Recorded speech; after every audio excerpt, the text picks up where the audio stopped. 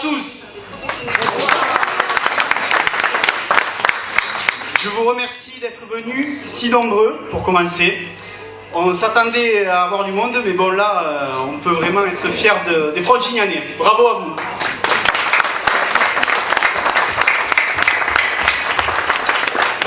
Bon, je vois beaucoup de têtes que je connais de Frontignan, mais je vais quand même me présenter pour ceux qui ne me connaîtraient pas. Donc je suis Olivier Boudet, j'ai 38 ans, je suis marié, j'ai une petite fille de 21 mois, et je suis entrepreneur, donc j'ai une entreprise sur Frontignan de gestion patrimoniale et une agence immobilière. Donc j'ai l'honneur d'avoir été choisi par Nicolas Desmoulins pour être son directeur de campagne. J'ai pour habitude donc d'ouvrir toutes les réunions publiques que nous réalisons lors de notre périple dans la circonscription. Cela dit, aujourd'hui, j'ai une émotion particulière. Voilà, je suis sur ma terre, celle de mes parents, celle de mes ancêtres. Ce territoire, merci. Ce territoire donc si particulier a vu naître, grandir et s'épanouir les miens.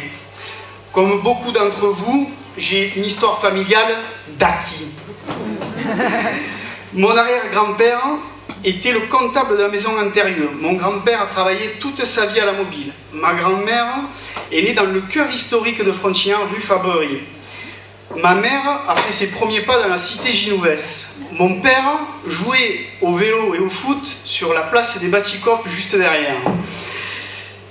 Tout ça pour moi c'est très très important, ce sont des valeurs de vie. Moi j'ai grandi à la Pinède, j'ai sillonné la Gardiole pendant ma tendre enfance, j'ai passé mes étés à la plage avec la famille, avec les copains, puis j'ai installé mes entreprises ici. Je me suis marié avec une Frontignanaise, comme on dit, la petite Cobelle, à Frontignan, voilà comme on dit chez nous. Donc que des noms et des lieux qui résonneront je pense dans la tête des Frontignanais. Et je suis papa donc d'une petite Frontignanaise, la tradition se perpétue. J'ai adhéré à En Marche en 2016, convié par le comité Cétois pour participer à un groupe de travail de réflexion. J'ai trouvé cette idée novatrice et ultra démocratique.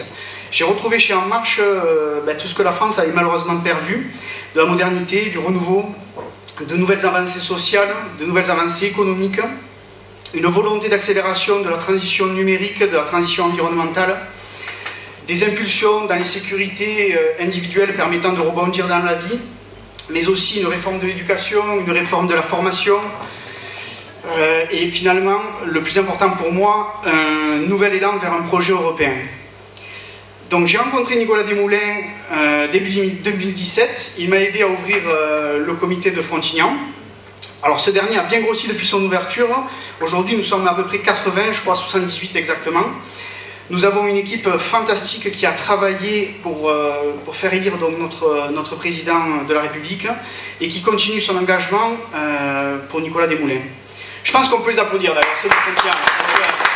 J'ai une équipe extraordinaire et je tiens vraiment à les remercier et à les saluer ce soir.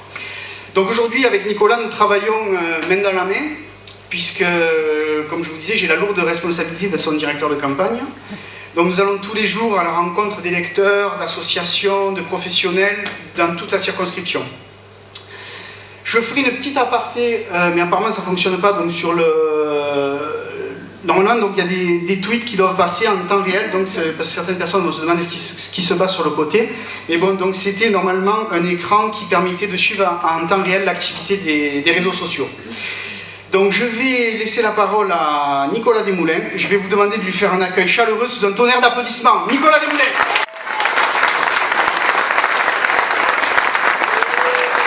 Merci beaucoup. Merci à toutes et à tous, c'est très émouvant, vous l'imaginez. C'est ma première réunion publique. On m'a dit que c'était un meeting même. Je ne sais pas la différence, mais...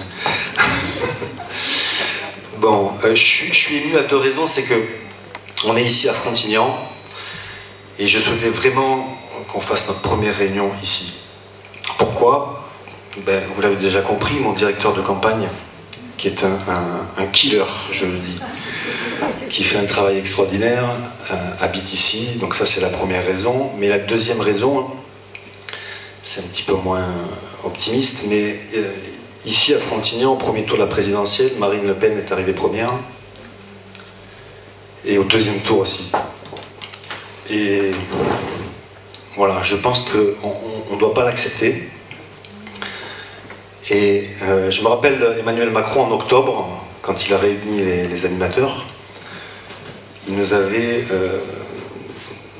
motivés, et en octobre, Marine Le Pen était à 30%. Je ne sais pas si vous vous rappelez, Emmanuel Macron n'avait pas encore posé sa candidature.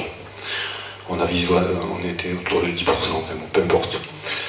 Et tous les partis politiques classiques s'étaient satisfaits de cette première place. On se demandait qui allait être deuxième. Et Macron, en 6 mois, il a donné un nouveau souffle, un nouvel élan. Et au premier tour de la présidentielle, Marine Le Pen a été relevée à la deuxième place. Et si dimanche prochain on pouvait faire pareil, ça serait extraordinaire. Voilà. Je vais me présenter à vous. Certains ne me connaissent pas. Je fais partie du renouvellement politique qu'a souhaité Emmanuel Macron. Alors certains en ont déjà entendu parler de ma vie privée, de ma vie professionnelle, de mon engagement dans Macron. Mais je pense que c'est important parce qu'il y a des gens qui ne me connaissent pas, donc je vais vous raconter tout ça. Je suis né à Bordeaux en 1972 et je suis arrivé dans l'Hérault en 1979 et j'habitais un petit village Assas, au nord de Montpellier, où j'ai fait mes études. J'ai ensuite fait mes études à Montpellier, au collège Joffre et au lycée Joffre. J'ai ensuite obtenu un DUT de technique de commercialisation, un DUT de Montpellier. Et en deuxième année, j'ai rencontré ma femme. Où est ma femme?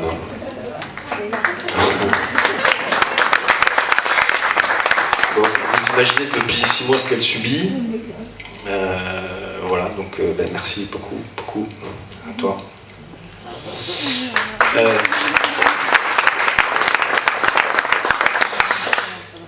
Je vais aller vite après, hein, rassurez-vous. À 22 ans, je décide donc de monter ma petite société. C'est une petite agence de communication avec un associé qui m'a suivi. Cette petite société a pris un petit peu d'ampleur. Elle a eu du mal, il y a eu des moments très difficiles. Problème de trésorerie, enfin, voilà, je pense qu'il y a pas mal de monde qui connaissent ça. Elle a fêté ses 20 ans l'an dernier. Elle est toujours là, ça reste une petite société à échelle humaine et j'y tiens. On a 7 salariés et je tiens ce soir à les remercier. Alors ils ne sont pas là hein, parce que depuis 2 mois ils tiennent les rênes de la petite agence et ça a l'air de bien se passer. Et ils n'appellent jamais. Et c'est extraordinaire.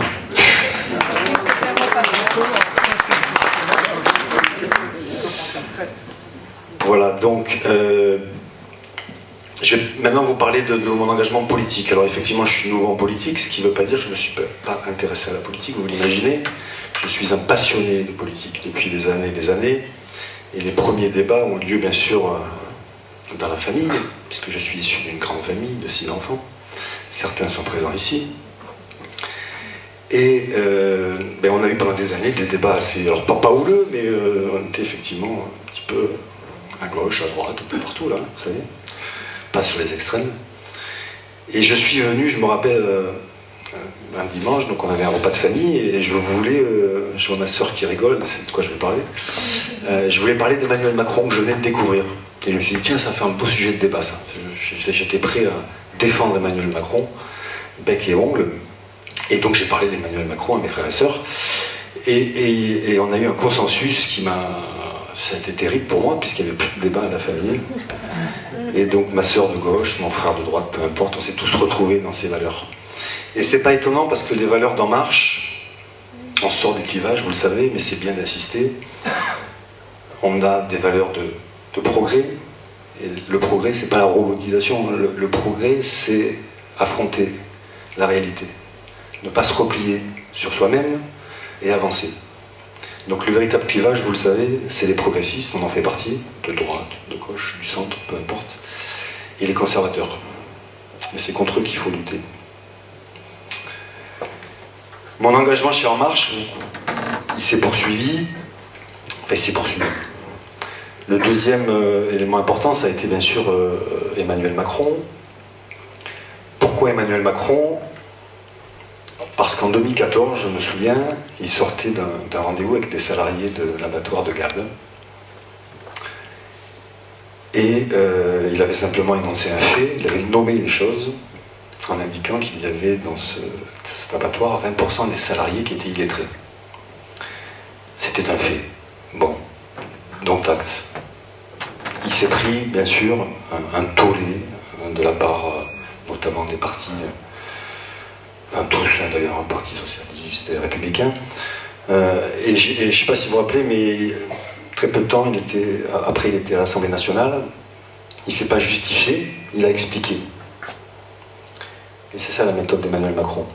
Il n'est pas revenu sur ce qu'il avait dit parce que c'était un fait. Le problème, c'est qu'il y avait 20% de personnes illettrées. Donc 20 personnes qui sont allées à l'école et qui ont perdu la pratique de la lecture et de l'écriture. Il s'est excusé auprès des salariés qui avaient été blessés, mais voilà. Et ça a été pour moi un des déclics. Et tout au long de son parcours politique, Macron a nommé les choses, et il faut continuer à nommer les choses. J'ai adhéré à En Marche donc en avril 2016, comme beaucoup d'entre vous ici, par un simple petit clic. Et donc, rien ne s'est passé pendant l'été. Et en septembre donc, 2016, j'ai reçu un petit mail du QG qui m'invitait à en donner un petit peu plus et à devenir soit animateur local, soit m'occuper du département. Enfin, participer au département. Et j'ai donc créé mon comité local à la Grande Motte. Merci les Grands Mottois d'être là.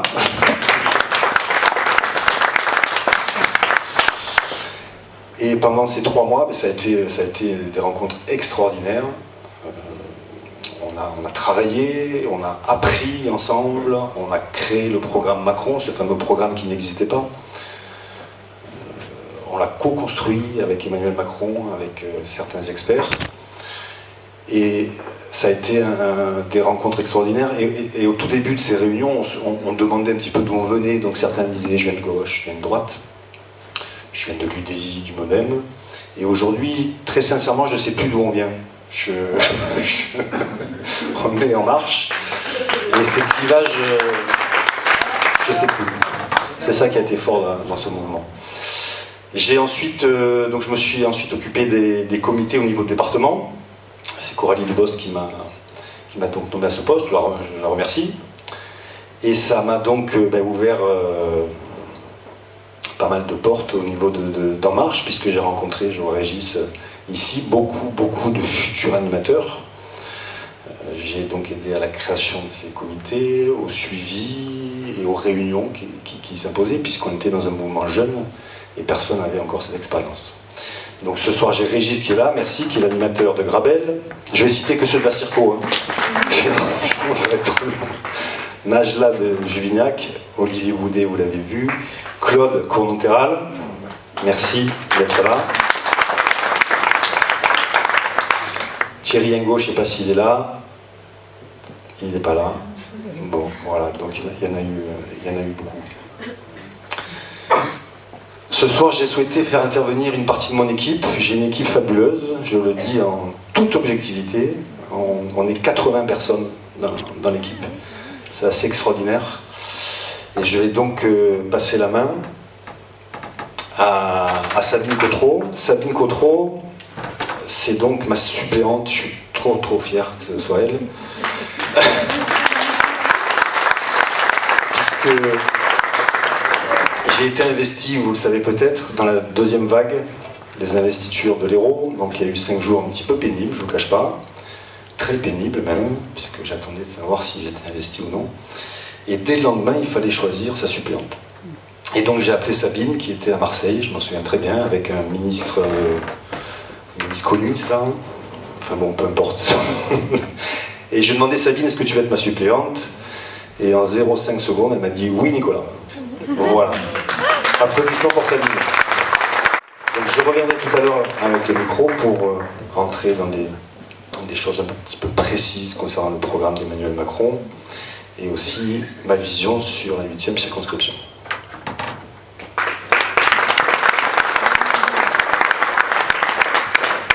Donc Sabine Cotreau, merci pour votre présence. Donc je suis très heureuse ce soir d'être auprès de vous. Et donc en 2 mots, donc j'ai 46 ans, j'ai 3 enfants, 21, 19 et 10. Voilà, je travaille à l'université depuis 17 ans. Je suis responsable d'un service recherche, innovation et transfert. Donc je connais bien le territoire et toutes les problématiques de recherche et d'innovation sur le territoire. J'ai débuté ma carrière professionnelle à 17 ans. J'ai quitté l'école à 16 ans. Je m'ennuyais énormément à l'école. Et donc j'ai essayé avec toute ma liberté de développer ma passion qui était le cirque. Donc je suis rentrée à l'école du cirque, j'étais funambule. Et en même temps, je travaillais à l'Opéra Bastille et à l'Opéra Garnier. Je précise que je suis née à Nîmes, donc j'ai fait un passage rapide à Paris pour les arts du cirque. À 26 ans, j'ai décidé de reprendre mes études, donc j'ai passé le bac. Et jusqu'au doctorat, j'ai travaillé. Donc j'ai toujours travaillé en faisant mes études. Et j'ai eu la joie aussi de découvrir la connaissance, un peu tard, mais je l'ai découverte. Et je vous dis ça parce que pour moi, l'éducation, c'est une priorité. Et la culture aussi.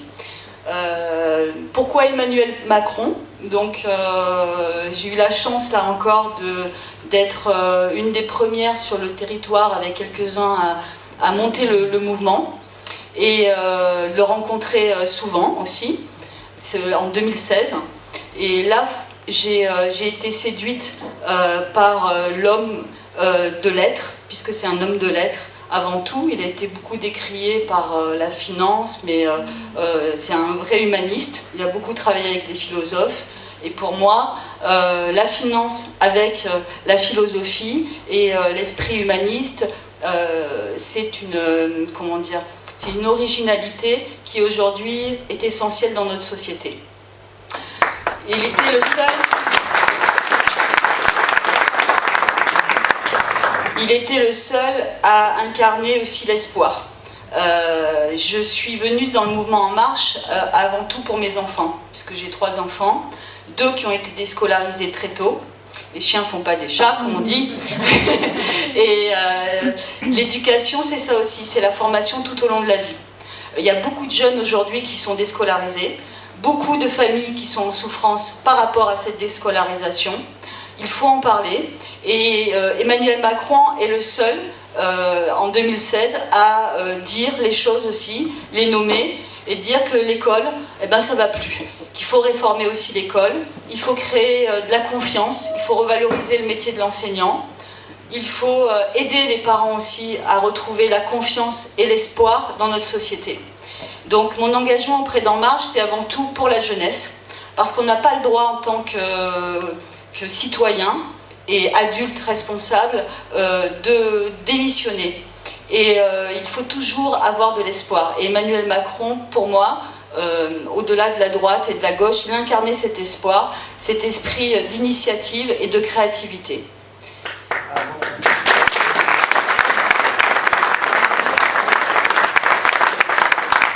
Alors je suis très fière d'être la suppléante de Nicolas. Nicolas, c'est un marcheur de la première heure également. Je suis enchantée d'être à ses côtés parce que c'est un humaniste. Il est entrepreneur, je suis fonctionnaire et nous avons des discussions. Pour moi, le mouvement En Marche représente ça, c'est-à-dire le respect et la bienveillance pour chacun, pour chaque métier. Il n'y a pas de clivage et il faut dépasser justement ces clivages. C'est essentiel pour nos enfants. Il faut que la France se relève d'un sommeil profond depuis ces dernières années.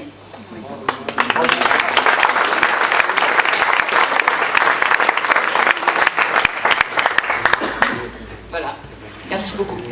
Ce soir, je tenais à passer la parole à Pauline. Pauline, je t'en prie. Alors souvent, là, on lui donne la casquette de Jam. Et c'est un peu fatigant, il y en a un peu marre. Parce qu'elle n'est pas qu'une Jam, elle est une marcheuse. Et elle est surtout dans le staff de mon équipe. Pauline, bravo à toi.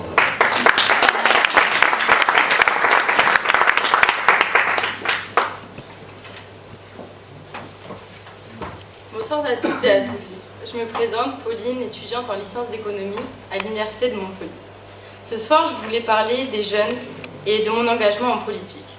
Le 11 mars dernier, je participais à ma première réunion En Marche. De simple sympathisante, je devenais militante. C'était la réunion de la présentation du programme. Moi qui ne me retrouvais ni dans la droite ni dans la gauche française et qui ne voulais surtout pas servir des partis politiques dépassés, je me retrouvais militante et j'ai été conquise. Notre jeunesse est fougueuse, volontaire et déterminée. Mais avant la campagne présidentielle, elle était que trop peu engagée. Parce que notre monde politique, il était loin, inaccessible. Il était centré sur lui-même et non sur les problèmes réels.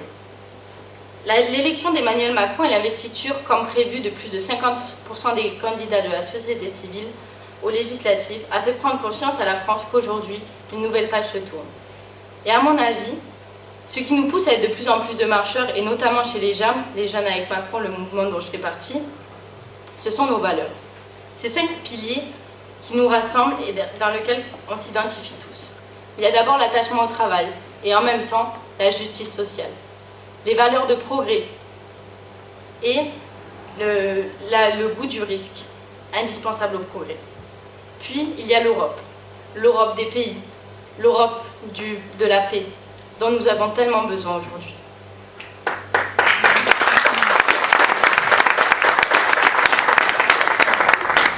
Mon engagement aujourd'hui se concrétise en apportant mon soutien total à Nicolas pour la 8e circonscription de l'Hérault. J'ai retrouvé en lui toutes les raisons qui m'ont amené chez En Marche. Et quel bel exemple pour nous les jeunes. Il a créé sa société quand il avait que 22 ans. Il a réussi à prendre des risques, à dépasser toutes ses peurs pour pouvoir créer de l'emploi ici dans notre département de l'Hérault. Il a été confronté, comme tous les entrepreneurs, aux difficultés et aux obstacles qu'il a pu rencontrer et il a réussi à trouver des solutions pour faire avancer son entreprise.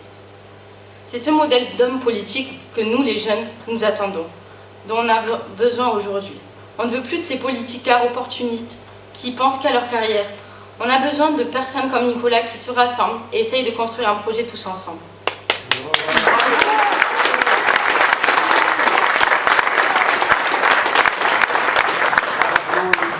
Nicolas, il a à cœur de défendre le programme qu'il a porté et construit pour notre circonscription et pour la France avec En Marche. Notre candidat, il est prêt à affronter la réalité du monde dans lequel nous vivons, c'est-à-dire un monde où l'écologie n'est pas une affaire, une simple ligne dans un programme électoral, mais plutôt le défi de notre temps. Entre conflits nationaux et guerres d'ego, il saura défendre l'intérêt vert dans notre pays en garantissant l'égalité des territoires et en surveillant cette fameuse transition écologique ainsi que les accords de Paris. Affronter la réalité du monde dans lequel nous vivons, c'est aussi investir pour la jeunesse, pour nous, en construisant 80 000 logements, notamment pour les étudiants, et en formant prioritairement 1 million d'entre eux qui sont aujourd'hui sans qualification et sans diplôme, comme disait Salut. Affronter la réalité du monde dans lequel nous vivons aujourd'hui, c'est surtout, ici dans notre 8e circonscription, donner le droit et l'accès à des centres médicaux, aux maisons de santé ainsi qu'aux services sanitaires. Affronter la réalité du monde dans lequel nous vivons aujourd'hui, c'est surtout faire preuve de bienveillance, comme nous le démontre Nicolas chaque jour sur le terrain. Affronter la réalité du monde dans lequel nous vivons, c'est aussi dire qu'une cohabitation n'est pas envisageable, car elle serait profitable à des partis et non à notre pays. Nous devons alors tout faire pour assurer une majorité cohérente à notre président de la République, Emmanuel Macron. Le programme d'En Marche, ce n'est pas de simple énumération de mesures griffonnées sur un bout de papier, c'est notre seule solution. En votant pour nos candidats à la République En Marche, pour vous, pour vos enfants, vous votez pour notre avenir. C'est pourquoi le 11 et 18 juin, on vote Nicolas Desmoulins.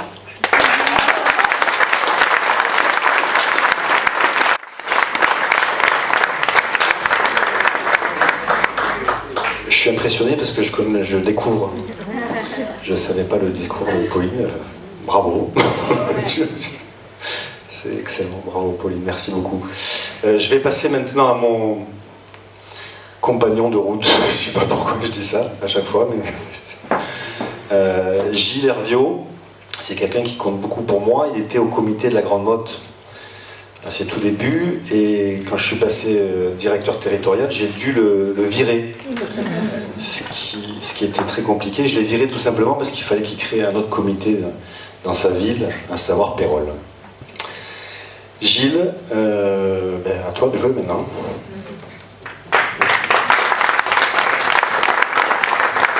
Bonsoir à toutes et à tous. Je ne vais pas dire après les jeunes, les anciens, mais pas seulement les anciens. C'est-à-dire que moi j'ai un parcours assez particulier qui est d'avoir vécu l'essentiel de ma carrière à l'étranger et d'être revenu en France il y a 2 ans. J'ai une carrière dans l'Union européenne, en partie à Bruxelles, une quinzaine d'années, et puis une quinzaine d'années dans différents postes que j'ai occupés en Afrique. Et j'ai fini ma carrière comme ambassadeur de l'Union européenne au Sénégal, puis en Zambie. Et c'est une chance de voir de l'extérieur ce que représente l'Union européenne. On ne s'en rend pas compte ici, on ne s'en rend pas compte quand on est à l'intérieur. Quand on est à l'extérieur, on voit que les grandes puissances, il n'y en a pas tant que ça. Il y a les États-Unis, il y a la Chine, quelquefois il y a l'ancienne puissance coloniale, et puis il y a l'Union européenne. Et c'est ça ce qui fait nos forces. Sans ça, on est des petits pays dispersés. Alors, dans ces positions d'ambassadeur de l'Union européenne, et avant en travaillant dans les aides au développement, j'ai vu tout ce qu'on pouvait faire, à la fois pour essayer de réduire la pauvreté dans ces pays, avec des aides sur la santé, sur l'éducation. Et il est essentiel que ces aides existent pour maintenir et développer ces pays. Mais ce n'est pas uniquement ça, c'est aussi intervenir sur les questions de gouvernance. Parce que s'il y a de la misère et de la pauvreté énorme dans ces pays, il y a aussi de la corruption et des richesses qui sont scandaleuses. Alors notre rôle aussi dans ces positions-là, c'est de pointer cela et d'essayer, et quelquefois de réussir, d'arrêter des abus. C'est aussi de défendre les valeurs européennes. Et je peux vous dire que très souvent j'ai été fier de défendre l'abolition de la peine de mort, alors que les Américains, alors que les Chinois, alors que les autres ne pouvaient pas le faire, puisque c'est là où se passe le plus de condamnations à mort. On a des valeurs solides, et on doit en être fier. On a aussi des intérêts commerciaux.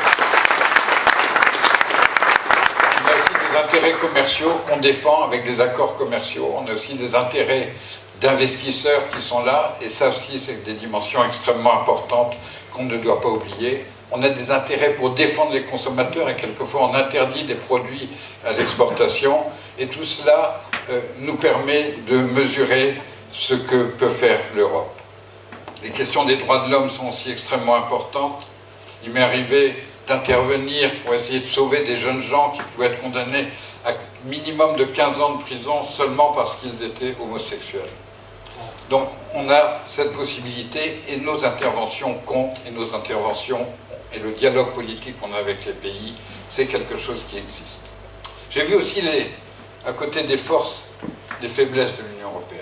C'est vrai qu'on est la première puissance économique mondiale. On est la première puissance commerciale. On est la première exportateur, importateur. On est le premier dans l'aide au développement et dans les aides d'urgence. Mais en même temps, on est compliqué, on est bureaucratique. Ça prend du temps de prendre des décisions, et au niveau politique, on doit encore faire des progrès pour consolider notre capacité d'intervention. Mais on en a besoin.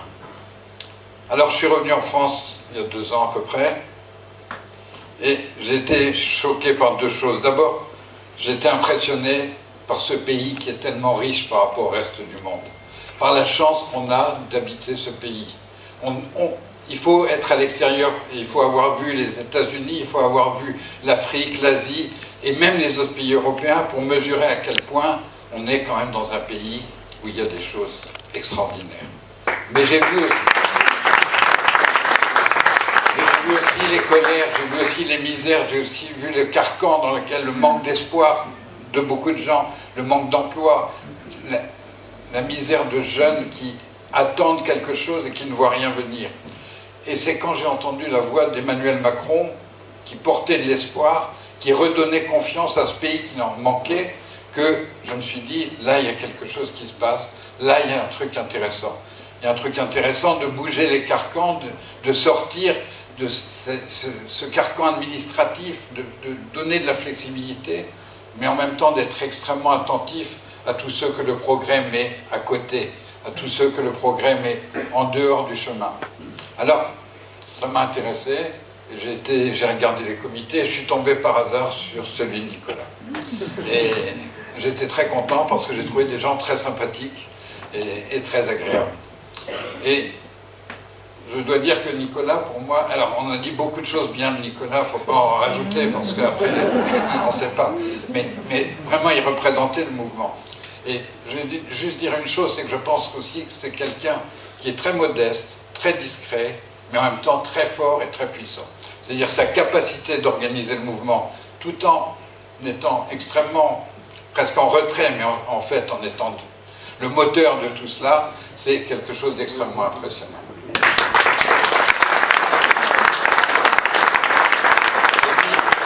Une chose qui est vraie aussi, c'est qu'on a une équipe formidable. Et on s'aime bien. Alors, je suis content d'être là ce soir.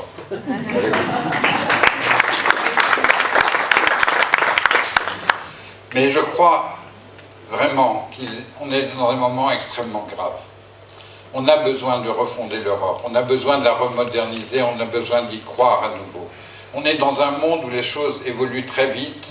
On l'a vu, l'Amérique d'hier, qui était avec un visage souriant, devient aujourd'hui avec un visage hostile et grimaçant.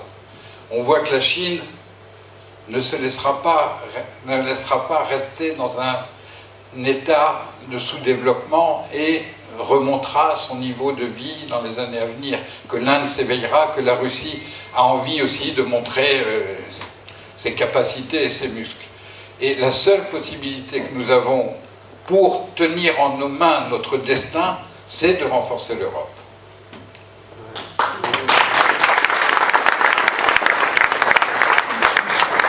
Alors en fait, il faut à la fois une Europe qui nous protège, c'est-à-dire une Europe de la défense, beaucoup plus forte, une Europe de la sécurité intérieure, beaucoup plus forte, une Europe aussi qui nous protège du dumping ou des tentations économiques qui pourraient nous affaiblir.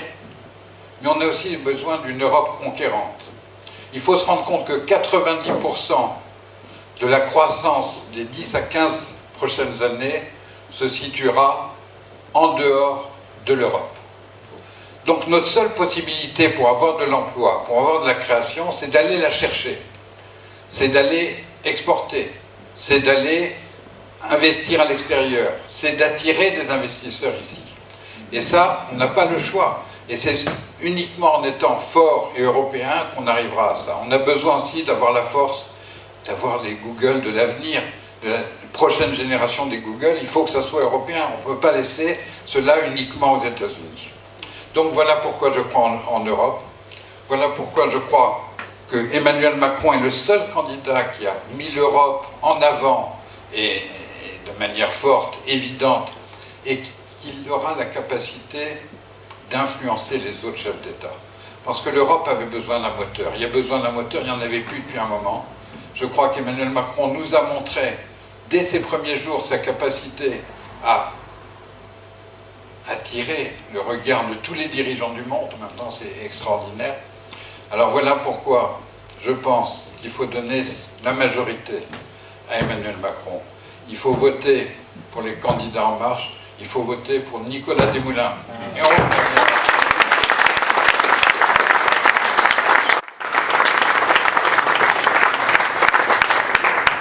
Je crois que je suis très très bien entouré.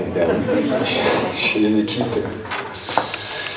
Je voulais, avant de l'oublier, Arnaud, il est où Arnaud? Il est toujours dans l'ombre. Voilà, il est au fond. J'aimerais qu'on applaudisse Arnaud. Arnaud, c'est le coordinateur stratège. Il a été pendant 6 mois le helpdesk de département. C'est lui donc qui vous envoyait tous les petits emails, les petites relances. C'est lui qui a organisé tous les meetings au niveau du département. Voilà, il est avec moi tous les jours. Et voilà, merci beaucoup Arnaud.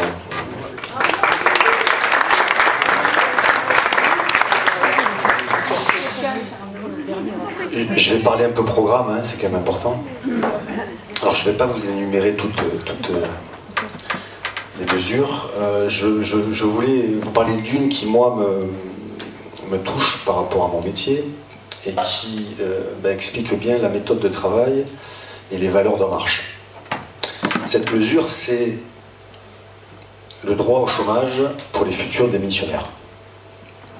J'en ai parlé souvent et j'insiste là-dessus parce que quand on lâche comme ça le chômage pour les démissionnaires, on a ceux de droite qui disent c'est une mesure sociale, c'est nul, et ceux de gauche qui sont en général contents, mais bon. Moi je trouve que voilà, ça démontre la force d'En Marche. Moi je suis un petit chef d'entreprise et en 20 ans j'ai dû faire face à quelques licenciements. Pas de prud'homme, toujours pas. Donc 5-6 licenciements. Et à chaque fois ça s'est au départ bien passé, puisque le salarié venait me voir et me disait écoute Nicolas, c'était bien, mais bon, on a fait un petit chemin ensemble, je souhaite partir de la société. Je dis écoute, très bien, à bientôt. Et donc là forcément, ce qui venait à l'esprit, c'est par contre je ne veux pas démissionner, il faudrait que tu me licencies. Et ça c'est un vrai calvaire pour un chef d'entreprise. Alors ça a été un petit peu, on va dire, amélioré grâce à la rupture conventionnelle, mais pendant des années, soit on me disait non, et le salarié restait dans l'entreprise. Je ne vous dis pas le climat qu'il y avait derrière, hein, et puis derrière, au niveau du salarié, ça peut être aussi très dangereux, avec un risque de burn-out, ou soit comme moi, beaucoup de chefs d'entreprise ont accepté donc ce licenciement, et derrière, un peu de bureaucratie, et puis un petit peu de sous. Et cette liberté qu'on va laisser aux salariés, il ne faut pas en avoir peur. Moi, si demain, des salariés, suite à cette loi, partent, je me dis presque, c'est ce qu'il fallait. C'est qu'ils n'étaient pas bien dans mon entreprise. Donc il faut émanciper. Cette loi, c'est l'émancipation à la fois de l'entreprise, mais aussi des salariés. Les métiers d'hier vont disparaître. Il va falloir se former à des métiers qu'on ne connaît même pas. C'est-à-dire que les élèves aujourd'hui ne connaissent même pas, il y a des métiers qui vont apparaître dans 10-20 ans. Il faut qu'on ait cette capacité d'émancipation. Et donc aujourd'hui, oui, on ne travaillera pas dans une entreprise pendant 30, 40, 50 ans. Ça, c'était l'ancien modèle. Le nouveau sera extrêmement différent. Voilà, donc ça, c'est une mesure forte que je trouve extrêmement intéressante. La deuxième mesure intéressante, c'est le droit à l'erreur. Alors ça concerne, je suis désolé, encore les chefs d'entreprise. Mais c'est vrai que j'ai eu, de temps en temps, j'ai eu affaire avec l'administration. Et des fois on est sanctionné alors qu'on n'a pas voulu voler. Hein. C'était simplement une erreur de ligne. Et ça, je trouve que c'est très intéressant. Et à côté de ça, ce droit à l'erreur pour les chefs d'entreprise, il y a aussi, au niveau des fonctionnaires, et Emmanuel Macron a parlé à Porte de Versailles, ce changement aussi de mentalité. Le rapport qu'on a, nous, chefs d'entreprise, avec les fonctionnaires, notamment ceux qui nous contrôlent, il n'est pas très sain, il n'est pas très agréable. En gros, si on n'a pas fait de bêtises, on se serre la main et c'est fini, et si on a fait une bêtise, on a une amende. Moi, ce que je souhaiterais, et c'est ce qui est inscrit dans le programme, et on va travailler dessus, c'est pas, je ne demande pas une récompense, mais que derrière, le fonctionnaire puisse nous accompagner, voire nous conseiller, et voire nous aider. Voilà. Et ça, c'est un vrai changement. Et là, les clivages, gauche-droite, fonctionnaires, privés, il n'y en a plus, parce qu'on est en face de gens qui ont du bon sens et qui sont pragmatiques. Voilà.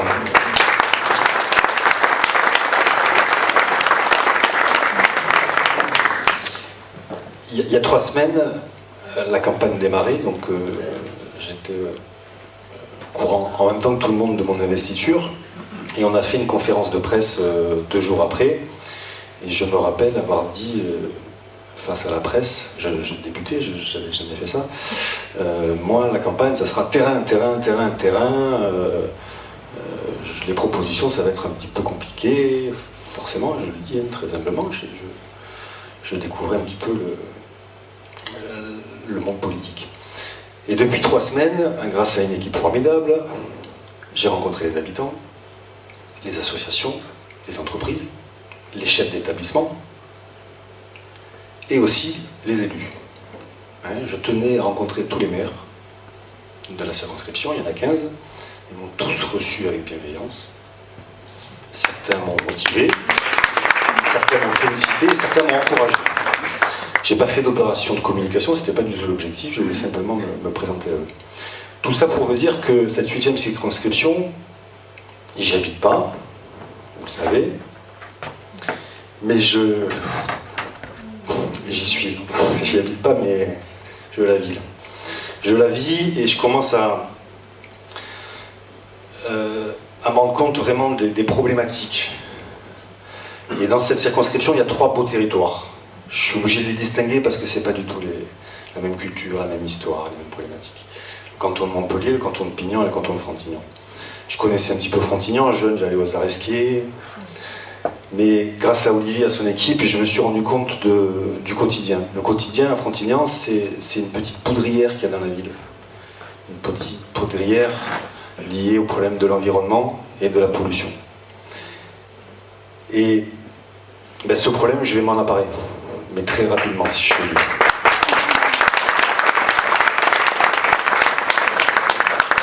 On est face à un scandale hallucinant, on peut le dire, hein, une société, je ne vais pas rentrer dans le détail, je vais l'étudier, hein, pas seul d'ailleurs, hein, une société ExxonMobil qui a laissé un site complètement pollué. La mairie a beaucoup œuvré, hein, mais il y a encore beaucoup de travail à faire. Donc je vais m'en emparer de ces dossiers-là, très clairement, le jour où je serai élu. Et il y aura une équipe qui va travailler avec moi, parce que je compte, et ça je vous le dis, ça va être essentiel pour moi, répliquer en quelque sorte le modèle d'En Marche au niveau local. C'est-à-dire travailler avec des comités. Alors pas que des comités En Marche, hein, des comités de citoyens qui voudront bien travailler avec moi sur ces problématiques-là, les faire remonter. Le rôle du député, c'est de faire remonter les problématiques et ensuite voilà, de faire tout ce qu'on peut pour améliorer le quotidien. Donc il y a l'environnement, il y a aussi la mobilité, le problème de transport. On est dans une circonscription où c'est assez compliqué, hein, notamment sur un canton de Pignan, de se rendre au travail, notamment à Montpellier. On se croirait au périph' parisien, des fois. Hein. Pire. Hein. Pire, des fois. Oui. Voilà, donc c'est des sujets, on a commencé à s'en emparer. J'ai une équipe qui travaille déjà dessus. Et je ferai bien sûr tout ce qu'il faut pour améliorer le quotidien de la 8e. Pour finir, le rôle de député, c'est quand même un élu de la nation. Il est là pour voter des lois et en proposer. Donc très humblement, j'aimerais proposer une loi. Non, je ne vais pas rentrer dans le détail, mais vous l'aurez vite compris, je suis très attentif à la fragilité des PME, des TPE, parce que pour moi, c'est le cœur de l'emploi de demain. Le combat qu'on a à mener, c'est de combattre ce chômage. Aujourd'hui, si les extrêmes sont aussi forts, c'est surtout lié à ce chômage. C'est pas normal que dans notre pays, on ait un chômage à 10%. Je vous rappelle que le chômage ici à Frontignan est de 16%. Est-ce qu'on va accepter ça plus longtemps? Le programme d'Emmanuel Macron, j'en suis persuadé, va faire diminuer le chômage ici à Frontignan et dans toute la circonscription, j'en suis persuadé. Je reviens à mes PME, mes TPE. J'ai une petite agence, mais j'ai beaucoup de clients, beaucoup de fournisseurs, et de temps en temps, je les aide un petit peu, parce que j'ai plus une casquette gestionnaire et manager que commercial. Et donc j'ai fait face souvent à des difficultés que je trouve assez aberrantes dans notre système. On se retrouve avec des PME qui sont bénéficiaires, donc qui ont un bilan bénéficiaire tout simplement, un résultat net positif, et qui malheureusement ferment tout simplement parce qu'elles ont des problèmes de trésorerie. Donc très simplement, ce que je souhaite faire, c'est que cette fragilité artificielle, puisque la société est saine, les produits sont de bonne qualité, les salariés sont payés, il faut qu'on trouve un système pour les protéger. Et ce système pour les protéger, il dépend bien sûr des banques et des acteurs de la finance. Et ce que je compte faire, c'est tout simplement essayer, alors soit dans un modèle de formation ou de contrôle, d'empêcher certaines sociétés, notamment les sociétés d'assurance crédit, qui donnent des petites notes à ces petites PME et qui en gros décernent un 0 à des PME qu'elles n'aiment pas trop, et qui obligent donc cette PME à payer comptant leur fourniture. La loi française impose un délai de paiement très clair, 45 jours fin de mois, ou 60 jours fin de mois, pardon, ou 45 jours net. Bon, cette loi, elle n'est pas appliquée. Donc il va falloir, et je compte... voilà, c'est vraiment un sujet qui me touche, parce que derrière une PME, c'est un chef d'entreprise, mais c'est aussi des salariés. Et lutter contre le chômage, c'est aussi lutter contre... Enfin, sauvegarder ces petites PME qui aujourd'hui, je vous le rappelle, créent à peu près 2/3 des emplois en France. Voilà. On a du travail.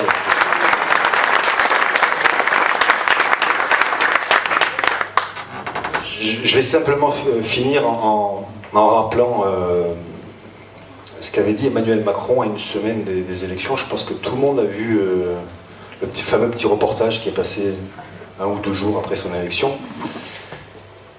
Et j'avais vu un Emmanuel Macron un peu en colère, un peu, alors pas anxieux parce qu'il ne l'est pas, mais en gros il disait à son équipe, l'équipe qui va gagner c'est celle qui a le plus envie. Et je sais pas pourquoi, mais moi j'ai aucun doute, parce que mon équipe, elle a très envie. Donc je pense qu'on va gagner.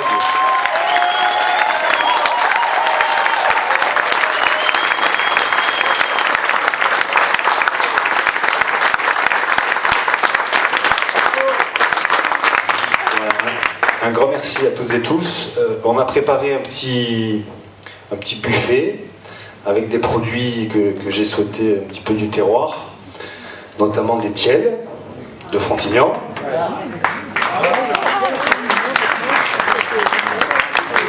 Arrosé d'un petit muscat sec.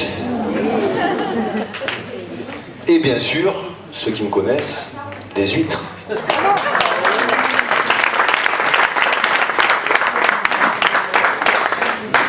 Alors, nous sommes disponibles, hein, on est nombreux, et tant mieux, on est disponible pour répondre à vos questions. En fait, toute notre équipe est disponible. Par contre, ça ne va pas se faire ici. Là, je vais vous proposer donc de vous approcher du bar. Et par contre, ben, n'hésitez pas, alors soit moi, soit mon équipe, à nous poser des questions. Merci beaucoup.